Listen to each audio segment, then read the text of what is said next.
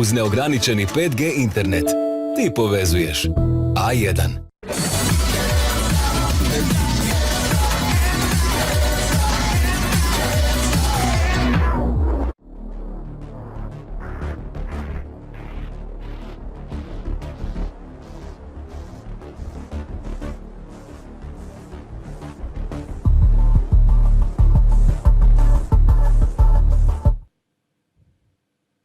Video igre, kao što je mi samo ime, kaže sve je to nešto video, vidimo vizualno, atraktivno na ekranu, ali nije lako baš napraviti nešto što je primamljivo oku, nešto što nas nadahnjuje da gledamo nešto, pratimo nešto dalje. Jako tu puno ima mudrosti, jako tu puno treba znoja proliti da se napravi kvalitetan nekakav vizualni dizajn svega, svačega, od vanzemaljaca iz druge galaksije do svemirskih brodova iz treće galaksije. Takvim se stvarima bavi moj sadašnji gost u Reboot Online Games Weeku, Igor Puškarić. Igore, da li se čujemo, vidimo i ostalo? Čujemo se, vidimo se, pozdrav. Pozdrav Igore.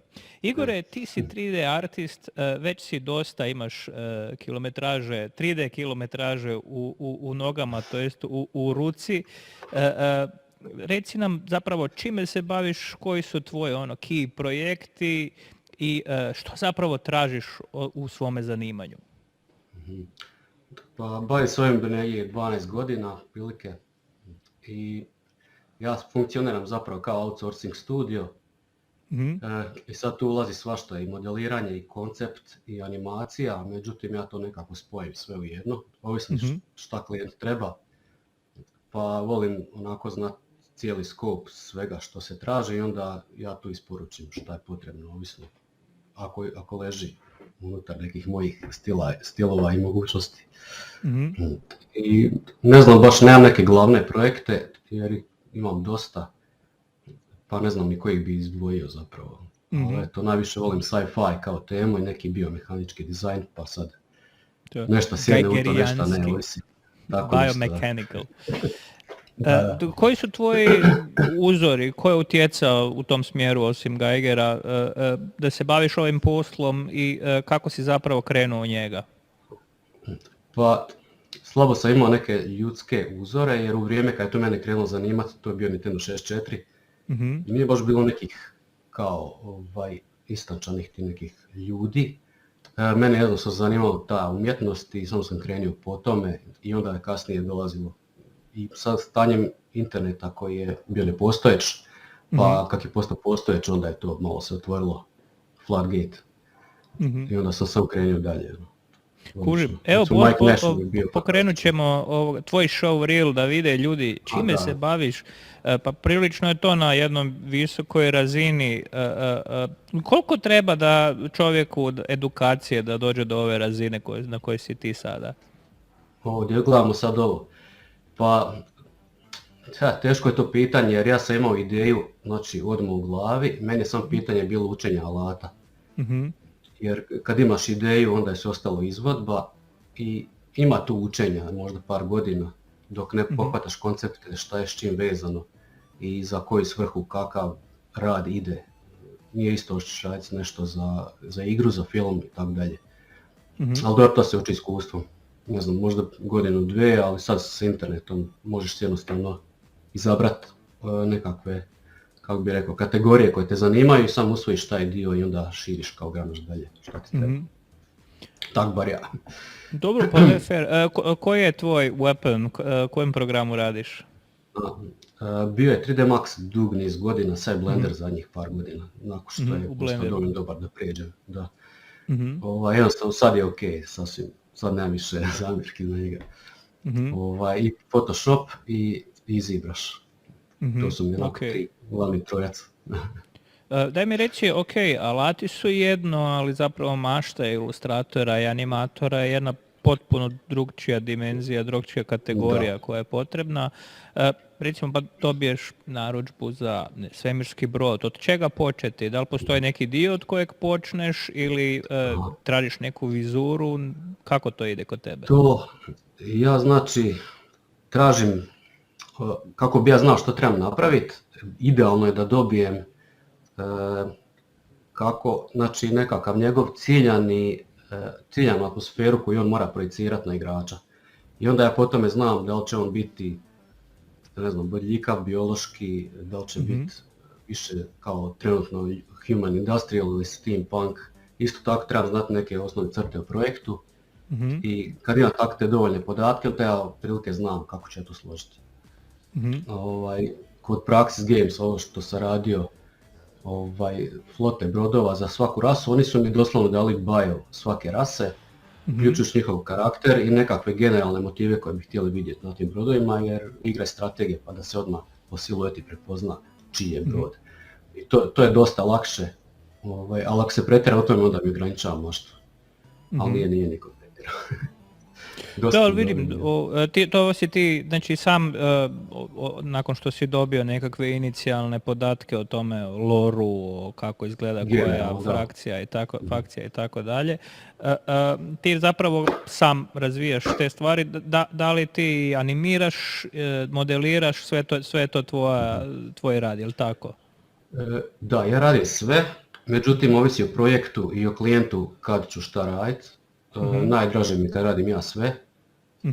U ovom slučaju te igre sam radio koncept i high poly, a neko drugi je radio dalje animaciju i low poly i teksture. S tim da se napravio teksturni kao prijedlog, kao overpaint i dalje su oni. Ali dobro, to je taj projekt, ovisi stvarno per project basis, jednostavno nema nekog pravila. Ponekad recimo ni ne radim nikad high poly, više mi skoro ni ne treba. Razumijem. Ovisi. Zbilja ovisi šta radite, to je najveće. Ovdje gledamo igru Novus, kako se, Aetern. Novus Eterno, da. Da. Je li to izašlo ili je u nekakvom zapelu? To je nažalost propalo, ali to je bio prvi game projekt. To izgleda da je već spreman onako izaći sutra, šteta. Da, nažalost, da. Koliko si modela recimo radio za njega ili za slične igre, koliko modela moraš napraviti otprilike? Pa ne sjećam se, s njima sam bio par godina, znači dosta modela. Nije da sam brojao, ali radio sam svašta od bridge komponenata do svemirskih brodova, do tih random kit bash komponenti. Zapravo tu mi je bio neki vatreno krštenje u kontekstu 3D-a. I oni su me spojili sa svojim majstorom koji je tada bio dugogodišnji veteran, pa on je dosta ubrzo moje učenje. To je bilo ludo. S njima sam najviše avantura imao. Ovo izgleda jako impresivno. Daj mi reci... Tu sam sve radio sam. To si radio sam? Da, ovo je druga igra mobilna, Fleet of Heroes, ona je izašla. Pa dobro, i to je na razini. Daj mi reci... Radio sam i taj trailer. Trailer. Daj mi reci, kako u tim, danas jako puno zapravo science fiction igara izlazi baš ovako s tim različitim flotama i biomechanical, mechanical, steampunk, svakakvih različitih stilova. Kako postići da bude vizualni identitet unik, jedinstven, da postanemo prepoznatljivi? Koje ti kao artist neke štoseve, tehnike primjenjuješ da stvari budu jedinstvene i da proizvod bude prepoznatljiv sam po sebi preko tvojih vizuala? Pa ogroman dio posebnosti ide iz lora samog proizvoda. Znači, da li će on biti, kakvu atmosferu vlada, to će već prethoditi ogroman udio u dizajnu. A jedna stvar je što ja generalno općenito poznajem taj svijet, pa otprilike znam da se ne ponavljao ili bi. I sama činjenica da ju radim ja, nekako, zato što ne gledamo nikog drugog, pa nekako spontano izađe. Ne možeš si pomoći zapravo bez da bude originalno. Ali postoje neke, neću reći cake, jednostavno postoji taj neki osjećaj za to. Znači, nema neka generalna. Da, nema. Ne znam, neki trik sada mogu iskoristiti. Da uvijek vrijedi svima, nema pojma. Zašto sam ja koncept artist, pa mi nekako, sam se igram s modelom do mjere dok mi nije dobar. I teško je da ću pogoditi nečiji drugi dizajn zapravo u tom procesu. Ok, to je dobro da tako instinktivno ti Samo igraj, zapravo da. izlazi Da, originalnost. tako da. Da. Daj mi reci što je najteže u tvojoj profesiji? Najteže od svega, postaviti dobru cijenu za svoj rad, to mi je bilo najteže. Mislim da još nisam tu, ali to je nekako onaj tihi zakulisni dio koji ti niko ne kaže. I to mi je u početku bilo dosta zeznuto. Ali mislim da tu mi je, volio bi da sam neke stvari znao puno prije. A osim toga nemam nekih težina, jednostavno volim taj posao pa mi nije nešto strašno. Rokovi mogu biti problem, ali uglavnom nisu. Bar do sad koliko sam imao prilike. Pa reci mi da li misliš da bi to trebalo i da li postoji nekakva zakretna sila da se napravi neka standardizacija koliko šta košta, kolike cijene očekivati na lokalnoj razini ili možda na globalnoj, ili je možda čak i dobro da je ovako divlji zapad da svako daje svoju cijenu i pokušava izaći najbolje što može? Možda je dobro dok malo rasteš, čisto tako malo vatrenog krštenja, to nije strašno, samo je strašno ako se dugo nastavi, ali mislim podržavam transparentnost cijena svugdje. Zato što, mislim, lokacija je dosta relativna, jer svakako u ovom poslu radiš za cijeli svijet, na neku ruku, tako da teško je reći. Ali svakako, mislim, transparencija je apsolutno glasan za nju, ako se bude glasalo. Evo sad vidimo baš artist od Praxis Gamesa, Interstellar Space, da. Njen producent će nam se kasnije pridružiti, mislim da je sutra na rasporedu. Kako je došlo do te suradnje između Praxisa, koja je portugalska firma, i tebe? Kako ste se našli, kako je išao nekakav inicijalni kontakt i kako ste zapravo surađivali sve do sada? Pa, doslovno je išlo kao što mi uvijek ide, ja jednostavno se igram i radim svoje modele za zabavu kako ja volim, kako mi najbolje. I ja to objavim i onda valjda oči kojima se to sviđa nađu mene. I tako su me oni, našli me, kontaktirali su me preko maila. Oni su vjerojatno vidjeli u mom radu nešto što bi bilo srodno njihovom proizvodu i tako su me pitali jesu li otvoren za suradnju i to je to. Tako mi sve dođe.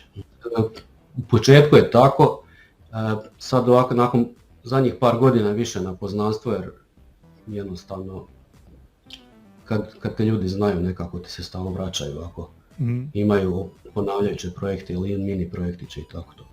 Postaje dosta organsko.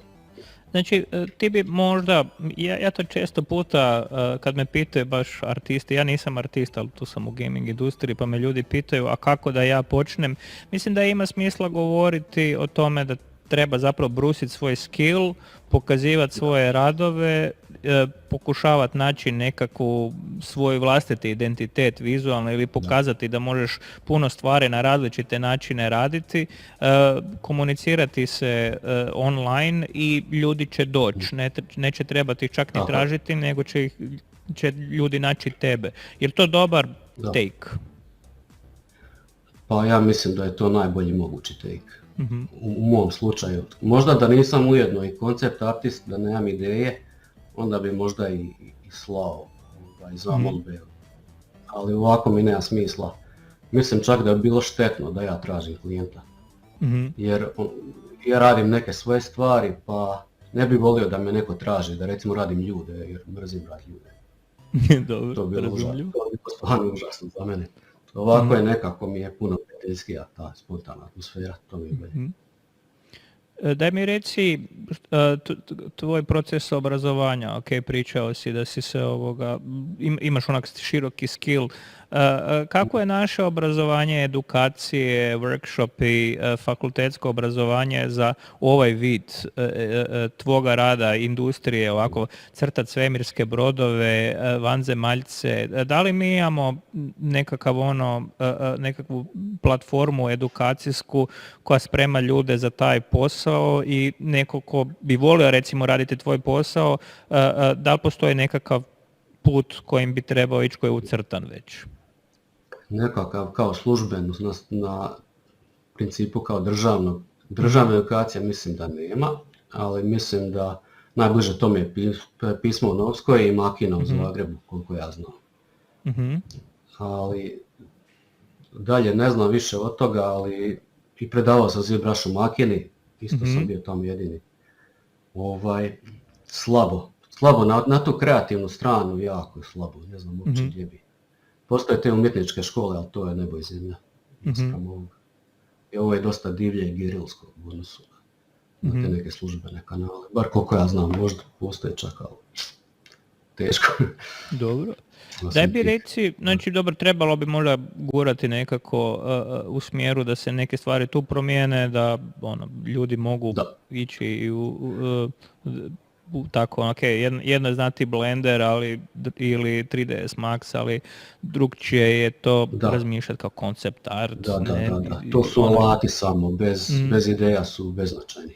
Da, jasna stvar. Ok, to je mudro, zrnce mudrosti koje će naravno se proklijeti. Da, doslovno je tako. Da. Je. Daj mi reci, jesi se planirao baviti nekim drugim medijima, stripom, filmom? Htio sam animacijom i filmom malo, ali nemam vremena. Ideja mi je napraviti, imam neke indijice male, ali to je previše engaging, morao bi stvoriti neki fanbase Patreon za to da bi imao slobodu. Inače, bez tog ne vidim kako. Jako teško. Daj mi, Patreon, da li kod nas onako, zapravo, uglavnom ovako ekipa iz našeg svijeta zna što je Patreon, ali što misliš, jel ovako ljudi iz naših područja imali smisla ići na Patreon ili... Pa, apsolutno ima smisla, ali morate imati nekakav hook koji ljude zanima i da vas podržavaju u tome. I to mora biti stvarno jako dobro. I ne mora nužno biti u gamingu, ali mora biti neki interes koji je moguće ponavljati i koji skuplja i koji zadržava zapravo svoju vrijednost kroz vrijeme. Sad to može biti svašta, ali recimo, mislim da je Beeple na Patreonu bio, to je super. Uglavnom vi radite svoje stvari koje ljudi vole i ljudi vas podržavaju mjesečnom uplatom. I to je, mislim, to. Samo kritična masa je dosta zeznuta za skupiti. Je, to i na zapadu je teško, a dio još kod nas koji još, zapravo dosta te stvari učimo. Mlade generacije su se nekako malo još polako već usvajaju ta tiha i nepisana znanja kako se to radi i šta prolazi. Ja sam tu već stari konja, ali pokušavam barem shvatiti ako se neću time baviti, ali zanimljivo je. Trebalo bi zapravo isto i tu nekakve edukacije ovoga položiti da se počnu ljudi... Ja bih volio da sam imao takvu edukaciju u svojoj srednjoj. Da, sigurno, i u srednjoj, da. Ma odmah. Pa ja to uvijek kažem. Onako... Da. Reci. Pa to je onako streetwise umijeće, sve što mi radimo je streetwise. Ona neka ulična gerilska edukacija. Ja sad neko koji je veteran se može vratiti i podučava druge, inače ne teorije. Da, pa i to je isto. Mislim, onak mi moramo isto čak na kraju krajeva i pratiti industriju, svaki tren je nešto novo, nova aplikacija izađe, mislim, ko je prije, neću sad reći 5 godina da ne ispadne da sam u krivu, ali Discord onako odjedanput se pojavi kad pogledaš ovoga, a ne radi ništa drugo što nije radio ICQ 90-ih ili takve stvari. Naravno, radi to bolje, ali i više manje je ista stvar. Ali on je postao veže ga se za neku kulturu, nekakav vibe, mislim Facebookci, Instagrami, pa to je već staro, to više mlađa ekipa ne prati toliko, prati, ali već se nekakve smjene generacije događa isto kao što je bio YouTube, pa je sad TikTok. Da, oko svega toga. Reci mi, ti si bio i nagrađivan za neke svoje radove. Jesam, a opet sam i zaboravio gdje sam sve šta nisam, bilo mi je da ima i puno. Dobio sam i naslovne stranice i bilo mi je, i dobio sam radovi su nagrađeni recimo na Sketchwebu. Pa bili su i modeli u Invadinom jednom skeču za RTX. Ne znam, zato sam snimio onaj video jer zaboravit će to. Puno to ima. Da, vidim sam i tu više je tih. augmented reality, ima i ono, da, jako Bio zanimljive mi je stvari. članak na Level 80 magazinu isto. Za, Da, i pričao si da si bio na zaboravio sam. Pax East i West. Da, i tam isto. Da, dobro, bilo te, znači, po cijelome svijetu, da ono nije... Posvuda, da.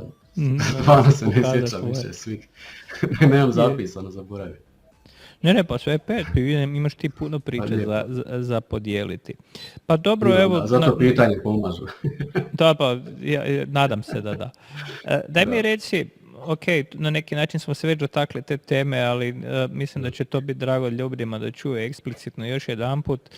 Mladi ljudi u srednjoj školi gledaju ovo i otvori im se onako oči, kao želim ovo raditi u životu, želim crtati svoje svemirske brodove, svoje alijene. Ok, spomenuli smo Blender, 3DX Max, znamo, ok, imamo tutoriale, ovo, ono, koji bi, da si ti sad sam sebi možeš kao srednjoškolcu reći u kom smjeru krenuti, koji bi trebao biti prvi korak, što bi sam sebi rekao?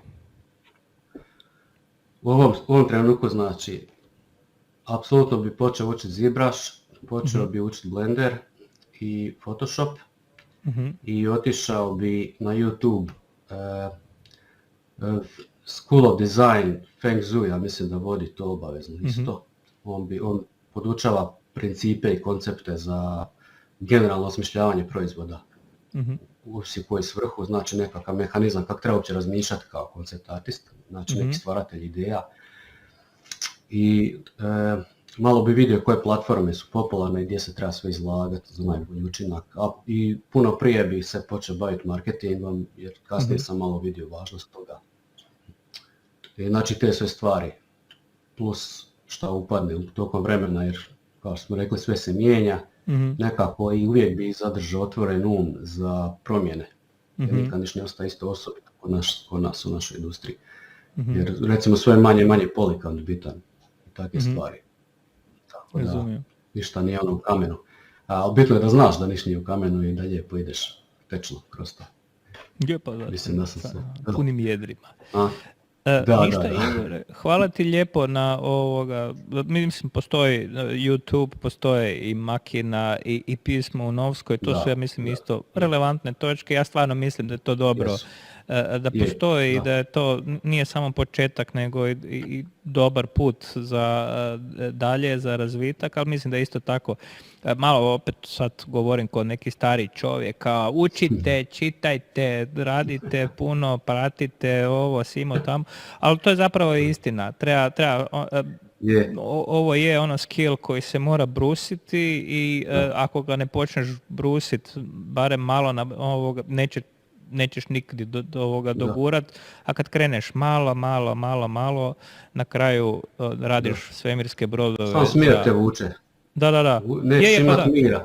Da, na kraju ti je ono, joj da bar me niko danas ne zove, ono da mi ponudi pare da crtam. U ovim vodama, samo to ti je strast, nemaš mirak, nešto napraviš. Da, a to je isto, na kraju krajeva niko se od ovime ne počne baviti zato što planira imati velike pare. Jer mora. Ili mora, ili ne znam, ono, nije to, znaš, ono, niko ne sanja, mislim, svi sanjaju da budu uspješni u svom poslu, ali ruku na srce, tu se niko baš istinski ne krene baviti ovim umjetničkim. Da nije slatko, ne bi ni počeo, tako je. Da, ona na kraju krajeva. Uglavnom, ako je sam para, nemaš ništa od toga. Da, mislim, pa potroši se, to mi služi. Ako je vas Kist pozvao u svoju profesiju da krenete putevima mašte, ilustracije, 3D dizajna, svemirci, alijeni, planeti, environmenti, poslušali ste što vam je Igor Puškarić rekao, vratit ćemo se na njegovo ime kad ćemo pričati o igri Praxis Gamesa, o tom potom. Igore, hvala ti lijepo. Nadamo se da ćemo se još vidjeti, još i izvan Reboota. Hvala lijepo Igoru. A mi nastavljamo sa Reboot Online Games weekom. Sada ćemo, idući prilog će biti, skočit ćemo malo u komšiluk kod naših prijatelja s druge strane.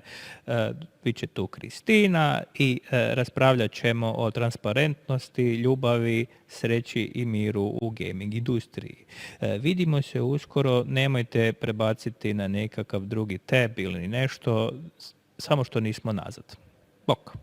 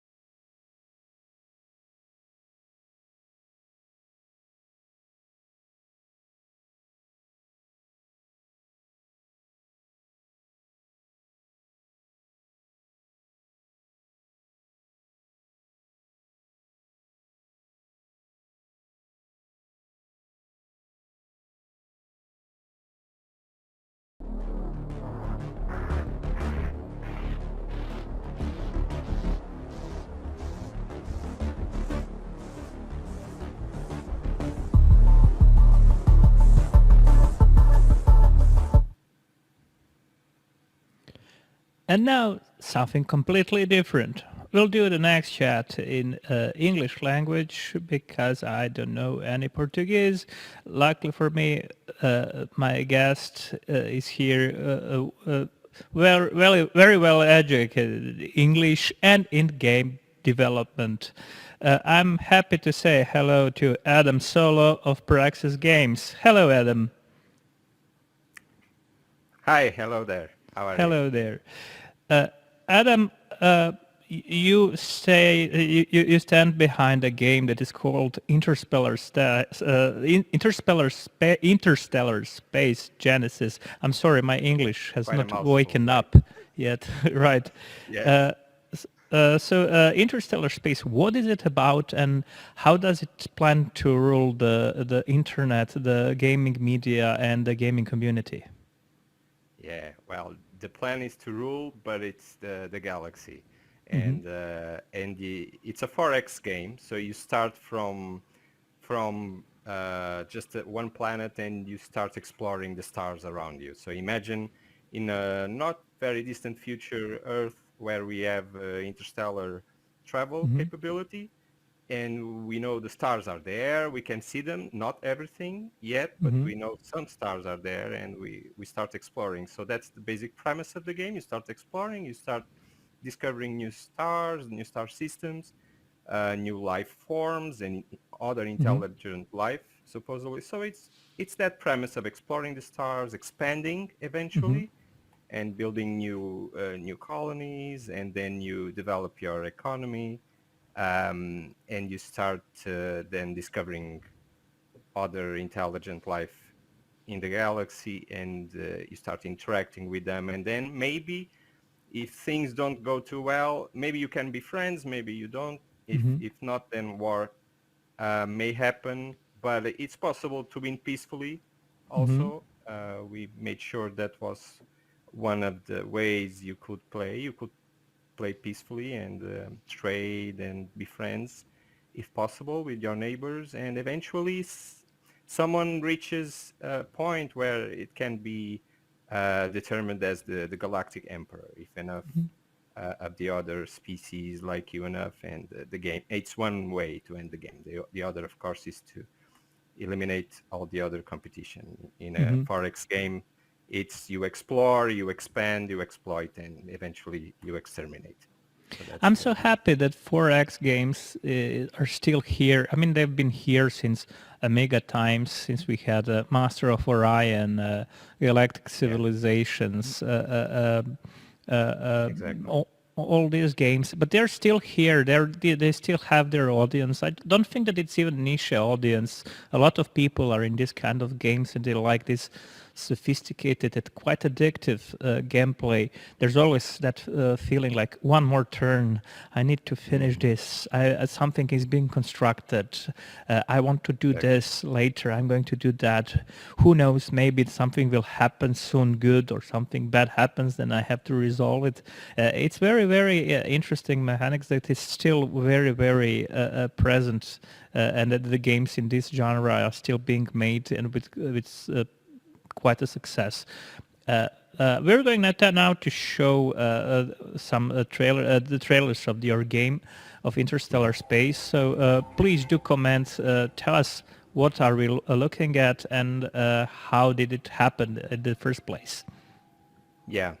So in here, I think we are seeing a trailer for the first expansion, Natural Law, if I'm not mistaken. I'm seeing the Palatian race there that was not initially in the game. So we have see here the new fleet, by the way, designed by Mr. Igor Pusharik.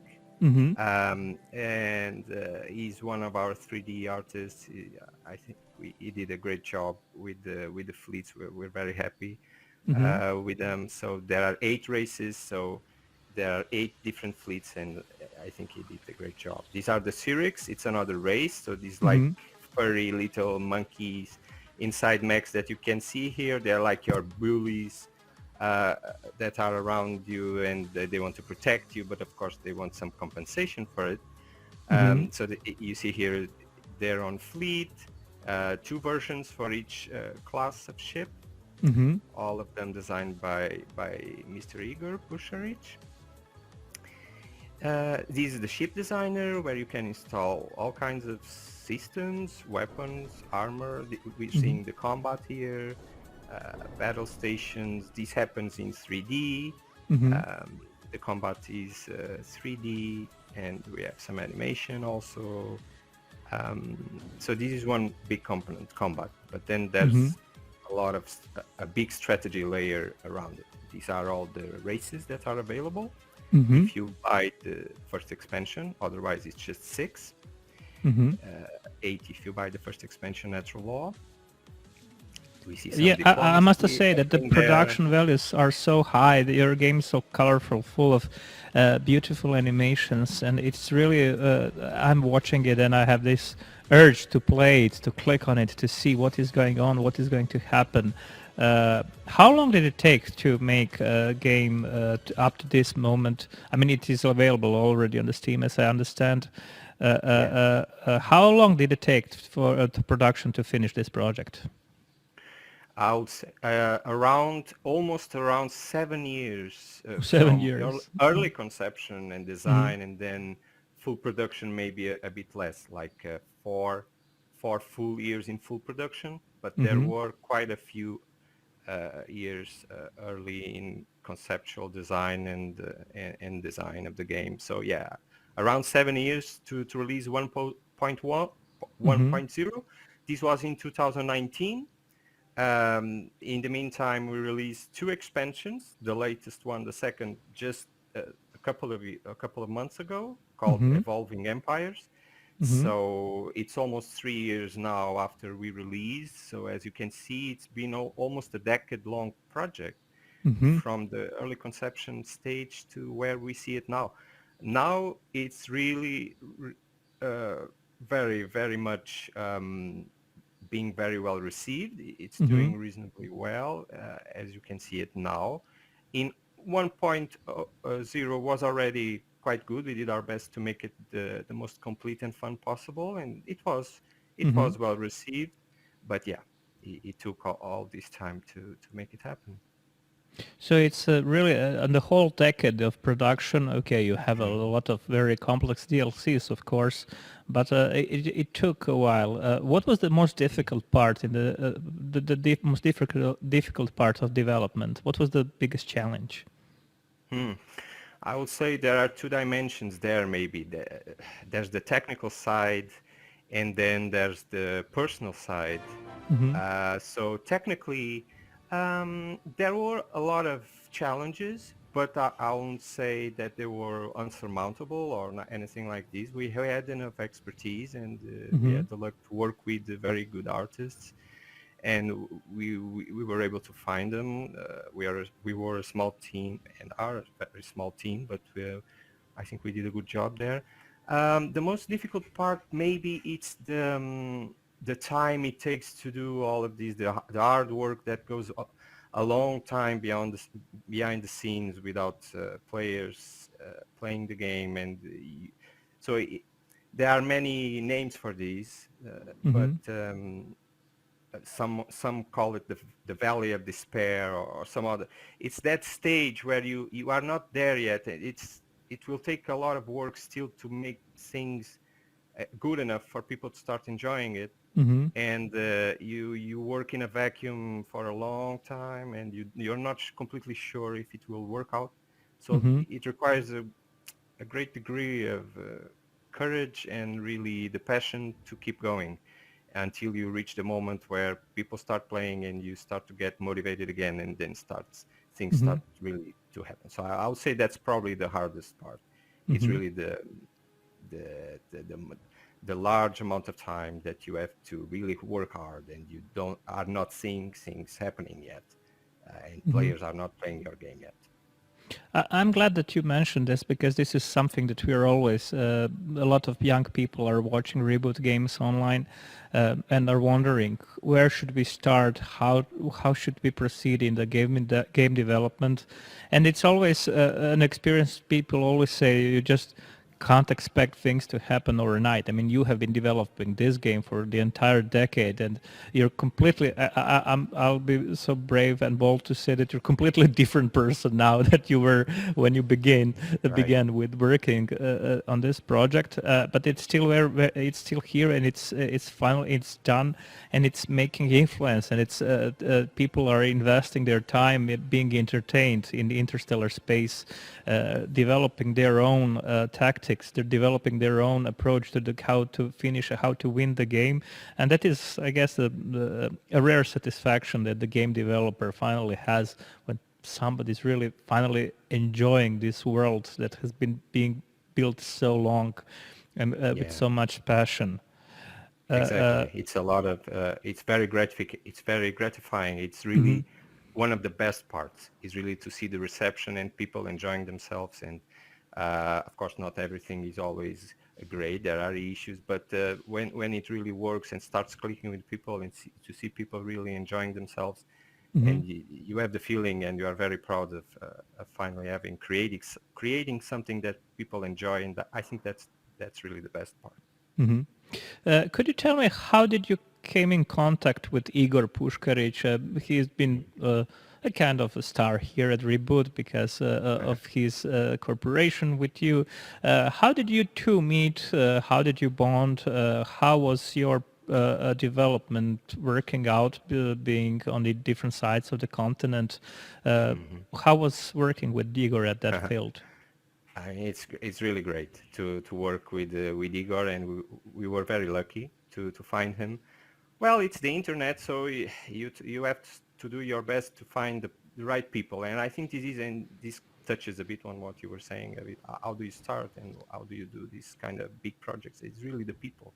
In the end, it sounds a cliche, but it's really the people that you find, and you're lucky in time to find that with the same passion, and that allows these things to happen. And Mr. Igor, at the time I was working with my colleague Hugo, that was also helping with the artists. So I was not really the person that was directly involved in contacting the artists directly to ask if they were willing to help us, if they were interested. So I was not the contact person. But then, of course, we immediately got in touch. I don't remember exactly how we got in touch, how Hugo got in touch with Igor. Maybe it was in Freelancer, maybe it was, I'm not exactly sure. how we met Igor. Maybe it was through his website, maybe. But then when we made the contact and immediately a bond was established, we immediately liked working with him a lot. He was also very fast and producing very good quality right away, and we were blown away by that, because it's not really easy to find that. So we were very happy with Igor. Initially, the fleets, I have to say, were not produced by him. We had some other artists' ideas, concepts at first, but things were not there. We're not reaching that level of quality that we needed. So we released an update post-release, a big one, a major one, free, that introduced then the final fleet sets that Igor produced, and these are the ones you see now in the trailers and in the game, and so he did those, and then for the first expansion we did 2 new fleet sets. So we worked again, we teamed again, very always a lot of fun to work with him. As with the other artists, we were lucky with that. So we did that, and now we did another partnership for the now in a few months, for some unannounced features that we are going to release. So you see, we are coming back to these old partnerships and having a lot of fun and with these collaborations. And when things work and people, I think the trick is when you have fun, and then the rest is going to happen naturally. Of course, you have the skill, and you have to have the qualities to do the work, and he does, as for so many other artists. So we are very happy with our partnership, for sure. Yes, I see all these alien races, all these alien fleets, alien worlds. There's a lot of imagination here. Who is behind this design, creative design? Igor is doing the technical part, but who is imagining things and putting where his pen will go? Well, yes, good question. The early concept, how does that come to life? It all stems from the races themselves. So you had to design those first of all, and they were 6 initially, and there were several iterations. But yeah, I would say yes, I had an idea for all of them, an inspiration of how I would want them to be. I imagined that they would be very different, that they would have different kinds of biological processes. I inspired myself on the different, how would you say, time frames of human age. So like you have from childhood to your teen years, and then you start working, and then you start to get old, or you have kids. So I inspired myself in the time frame of humans, and then I added some of this personality to each race, and with the different biochemistries and the different motivations. Of course, you have some that are more aggressive, some are more playful and friendly, others are more hive mind, or so.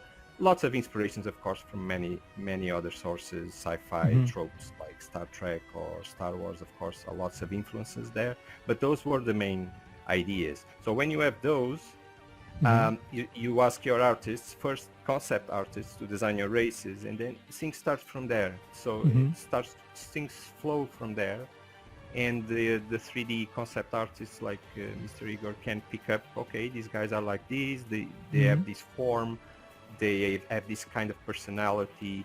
Then we inject some more inputs from the dev team on, or maybe these guys could have this kind of organic shapes, or are more industrial looking or something. But then all the magic really happens afterwards with Igor. He really picks up from there, and he imagines the concepts. And I can say that it's almost, I can say it's always, it's not possible, but it's almost always like love at first sight. When he sends I mean, that's it. You got it.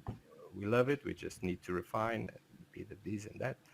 But it's usually like this. It's like it seems easy, but it's not. I know because we had other interactions with other artists, and it's not easy. But when you find the very good artists and partnerships, then things are easy from that point. So he imagines, and then we refine, and we end up where you see now. So this is more the process in broad strokes. I see. Can you tell me a little bit, I think it's very important for this type of games, what about AI? How does it function in broad terms? Was it difficult for you to program it? How human is he or sentient? And what can you share about that? Yeah, great question also. Yeah, we knew from the start, I knew that it was going to be one of the challenges, one of those technical challenges. Uh, there were others, but we knew that was going to be one of them. Because in this type of game, usually, the AI is very symmetrical in what they do. So they do the same as you, usually in this type of game.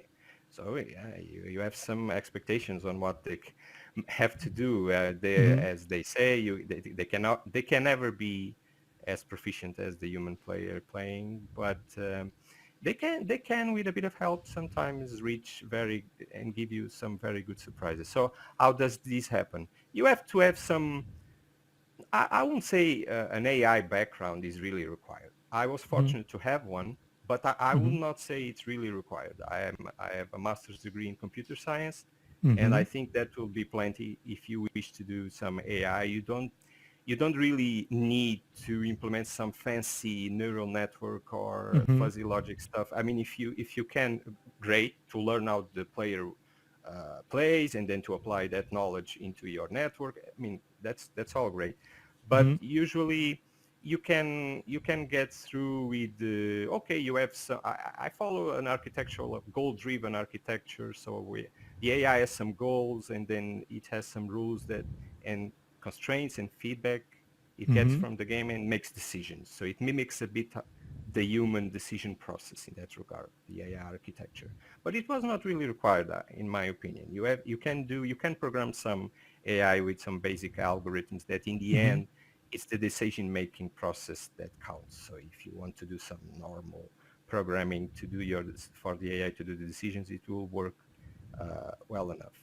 But if you have this kind of architectures where it's goal-driven, like, okay, I need more money, so how do I make more money? And then you have sub-goals, okay, to make more money, you need to do this and this and that, and then to do that. And you go and one level deep, things start to be more specific until you reach the same functions that the human player does.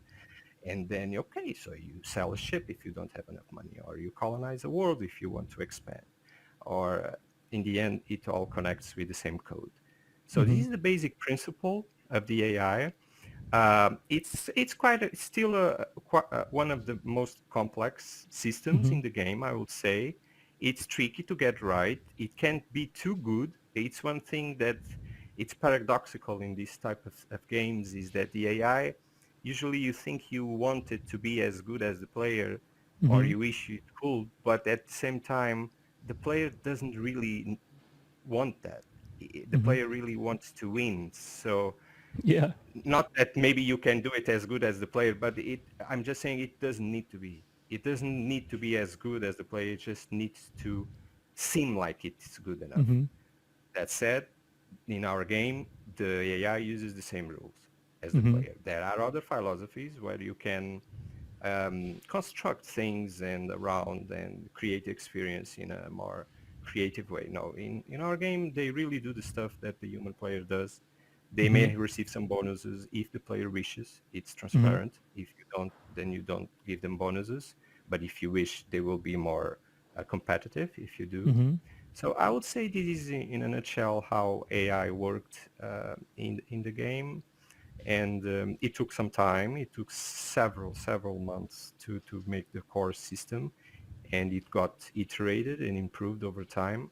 But after a certain point, you determine that it's good enough because it will never be Yeah, I know what complete you mean. Right. ever. You could always make it better. That's a warning.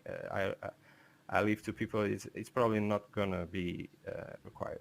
If it's good enough and if people have a good time, they really don't need to be beaten up by Yeah, the of course. AI for people to enjoy themselves. What is your next step for Praxis Games? If you can just give us a little hint whether you're going to continue your work at in the interstellar universe, or there are some other universes, other spaces that you wish to explore. Okay. Right now, we are really still focused in the expansion of interstellar space Genesis. So as I said, just a couple of weeks ago, we released the second expansion. So the dust still needs to settle. We need to see the build is stable. People are enjoying themselves. We are having good reviews. So it's going pretty well. But we are really very small team, so we don't have any concrete plans already. There are no third expansions already in the works or nothing already set in stone. So we have ideas, of course. Maybe there will be further expansions if the demand is there and if people really wish to see more. And if this does well, the second expansions, we may do another expansion. As for the next step or for the next game, sure, we wish to do another game after this one. Let's see how much time this will be expanded. Maybe at the same time we will be working on our second game. We have some ideas already on what that will be. We imagine it will be around in the same genre or in the same type of game that we are, of course, experienced on, and where our community would like, I guess, to see more games of. So that's where we are now. It's really when you are very small and indie with and you do everything. We have no publisher, nothing. You really need to go one step at a time, and the expansions then react to what the people say and what we think. And okay, it was really great to add this, but does the game really needs it? Yes. Okay, so we do it. It's not like we have a long-term plan saying that we will need to have these many expansions or like that. We really go with the motion. Carefully thought motion that where we are going if the business side allows us, but so far we are doing well enough to keep going. People are enjoying themselves, and I believe they will probably wish to see more content. Maybe we will assess that, and if so, we'll work on that. We have some ideas, as I said, and then the second game, maybe in the same universe, maybe not, but probably in the same genre. So that's the idea. That's the plan. And for the final question, what is the financial environment in Portugal regarding game development? Are you funded by the state? Are there options to be funded by the state? What are the policies of the nation regarding game development? Is there something that you can share on that field? Yeah, certainly. It's great that you ask because, in fact, we received support from national funding program to not really focused on specific for game development or creative arts or something like that, but was broad enough for startups to have a go to create their own jobs. So the program, the European Union support program, and also supported by Portugal, was for creating your own business. So this was the program, and we received help there with expenses at the beginning. So it was really a great help. So it allowed us to reach that level that you were seeing now. That it's okay, it's good enough, I guess, for a small indie studio. I think it's quite all right. The art, but we only were able to reach these with a bit of support. Otherwise, we will need to go with a bit less production values for sure.